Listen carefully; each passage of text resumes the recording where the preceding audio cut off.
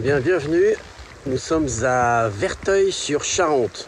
Donc, vous avez reçu de la pluie, je vous confirme. Effectivement, elle est bien présente. Et au-delà d'être bien présente, ça déborde. Il y a la Charente au bord et elle déborde également. Mais par contre, regardez, le château est magnifique. Le village est sympa. Vous avez une petite aire au bord de la Charente, effectivement. En ce moment, pas terrible. Ou alors pour avoir les pieds dans l'eau. Et puis, le panorama super. Donc, vraiment à faire, à refaire. C'est beau. Donc, le panorama qui est pris avec le château, c'est depuis l'église Saint-Médard. Ceux qui connaissent le proverbe Saint-Médard, voilà, il pleut.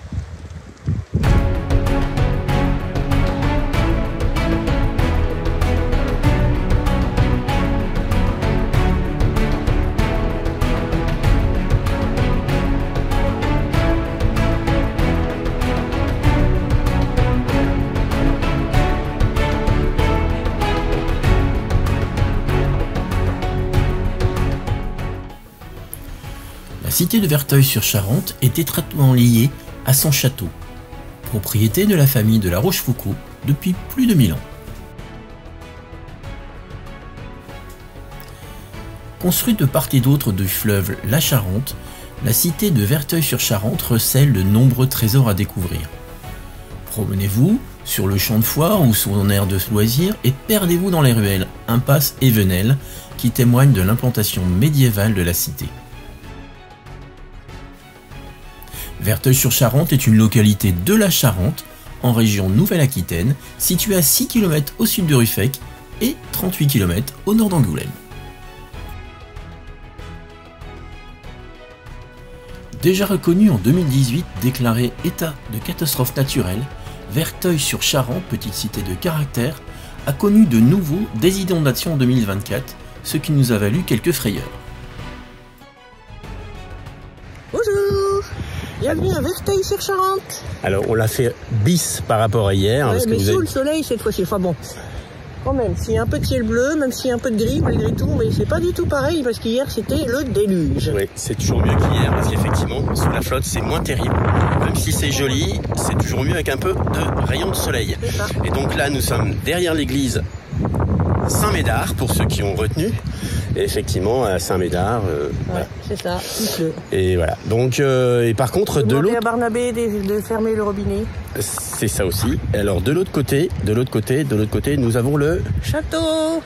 voilà. Il est magnifique. Enfin, on peut pas y entrer parce qu'apparemment c'est privé, mais c'est très beau. Quelques vues en drone.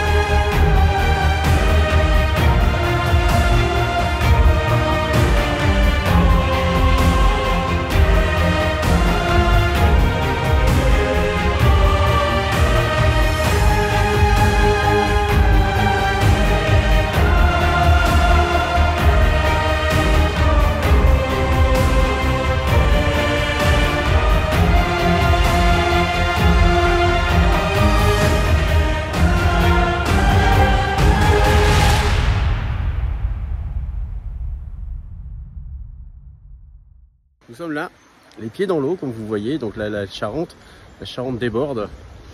Et donc, c'est là où on n'était pas trop rassuré quand même.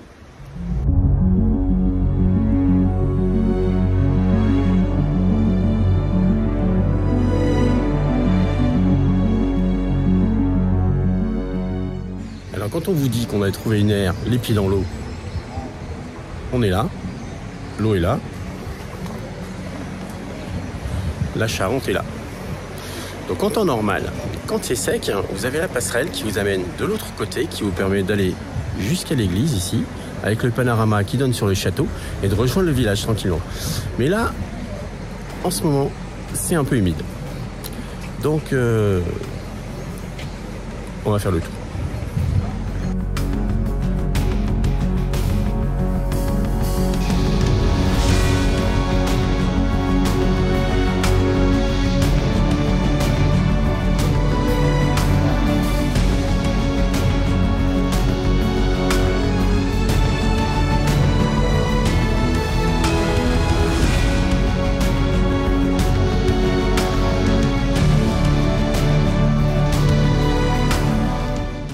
T'as pas entendu du bruit cette nuit?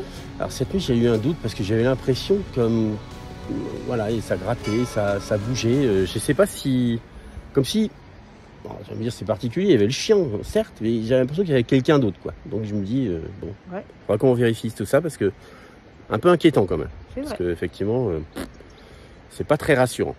Bon bref, on vous en dira plus dans la suite, hein. ou pas.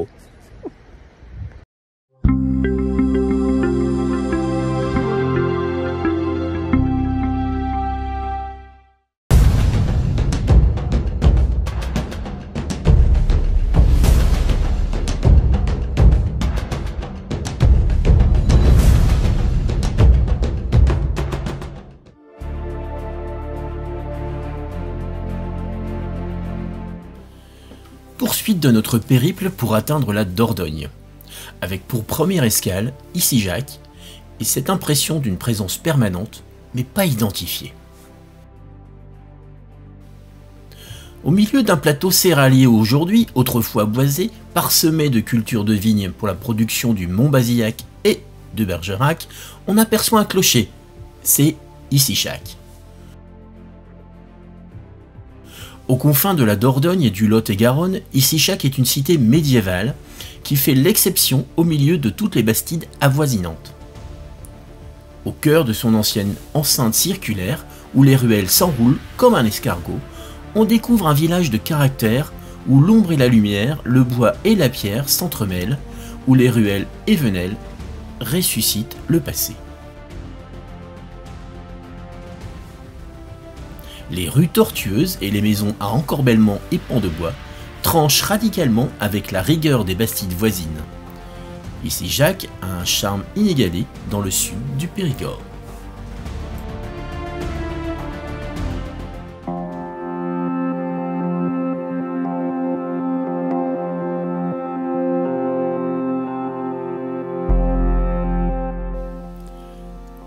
Seconde escale de la journée à Beaumont du Périgord.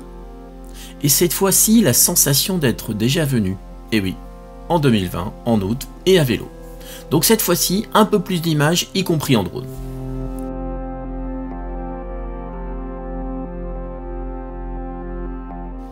Situé à 29 km au sud-est de Bergerac, Beaumont du Périgord est la première bastide royale anglaise.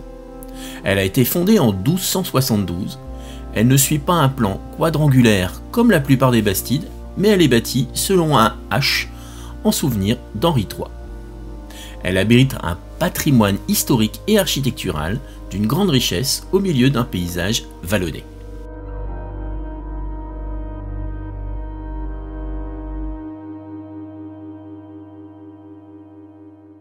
Le premier bâtiment que l'on voit est l'église Saint-Laurent et Saint-Front, dont le clocher domine le paysage.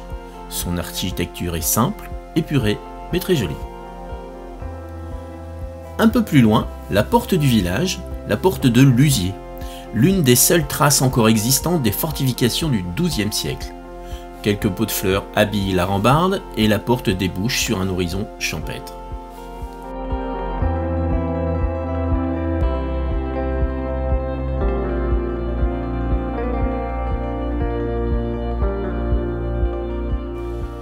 Il existe plusieurs exemples de maisons du Moyen-Âge, y compris la maison Chambard, une maison de ville du XVe siècle, substantielle avec lucarne et une façade du XIIIe siècle sur la rue. Une partie d'origine médiévale du maison de Montsec peut être vue dans la façade sud, un vestige d'un mur de la prison du XIIIe siècle.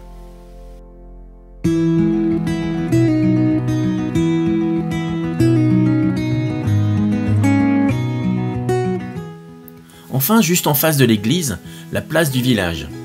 Les bastides sont construites selon un même modèle avec une place centrale entourée d'arcades qui renferment plusieurs échoppes. Et sous la place, les halles. Then I'll be at your door when I'll be coming home. Alors, petit point d'étape. Après avoir fait Ici Jacques, toujours en Dordogne, on a fait Beaumont du Périgord, tout ça sur la même journée. Plutôt que de rester sur Beaumont du Périgord, qui était plutôt un parking pas terrible, on est venu ici à Montpazier. Montpazier est un des plus beaux villages de France, une belle bastide. Ouais, ça fait 3 ou 4 fois. 3 ou 4 fois qu'on vient, à peu près dans toutes les saisons. Et à chaque fois, c'est toujours autant de plaisir. Ah, oui.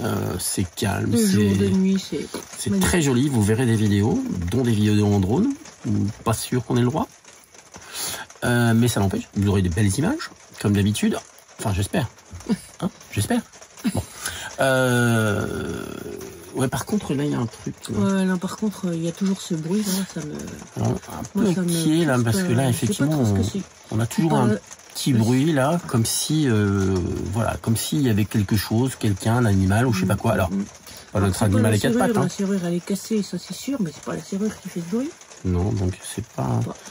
Donc ça nous inquiète, c'est pas trop rassurant. Alors est-ce que c'est un problème mécanique ou pas? Alors pour ceux qui nous connaissent, on a eu un petit problème mécanique il y a quelques temps. Hein, on a dû changer le moteur.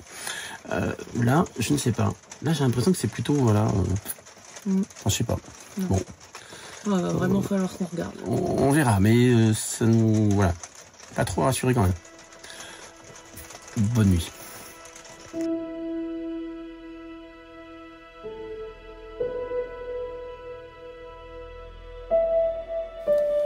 On ne compte plus les distinctions accordées à Montpazier pour saluer, mais aussi protéger, le patrimoine exceptionnel de cette bastide fondée en 1284 par Édouard Ier d'Angleterre.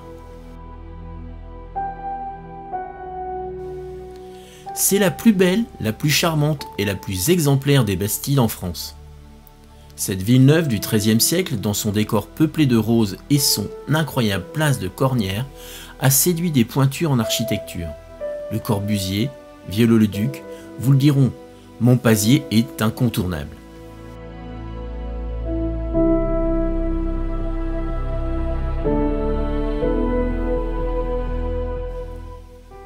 Ce plus beau village de France est comme figé dans sa bulle médiévale.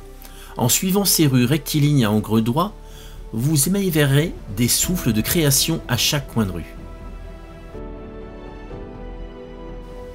Montpazier, ou le mont de la paix, vous met tellement à l'aise que vous voudrez y rester. Ce village respire la convivialité de par ses nombreuses terrasses qui vous invitent à vous rafraîchir dans une bonne ambiance entre marchés, brocantes et artistes des métiers d'art. Les jeudis, bien sûr, à ne pas rater, ces jours de marché. Une tradition. Plus de 700 ans que cela dure, et tous les jeudis, comme le stipulait la charte des coutumes de la Bastide.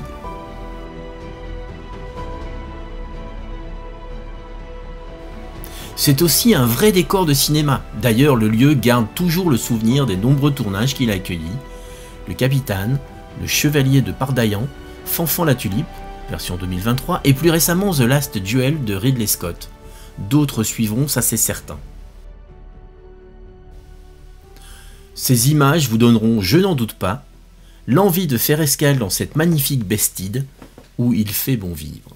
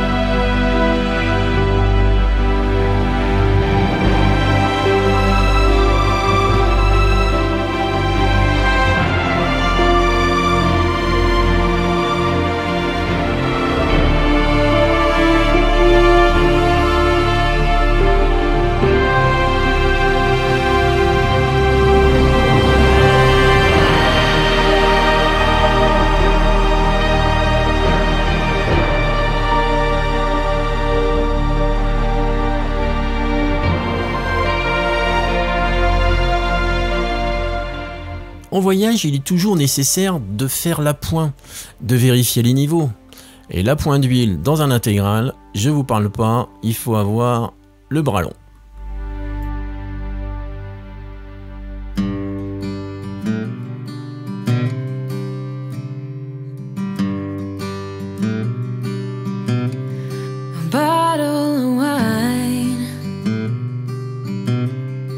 Get me every time, one phone call away, and you're ready to be mine. We twist the truth to justify, but baby, two wrongs doesn't make it right. I'll be yours till the morning light, right here in the moment we're breathing life.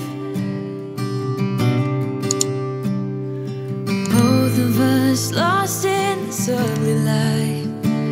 Right here, all that matters is you and I. So hold on and let's save this night. Lovers to fight for the joy of making up. We both escape, trying to feel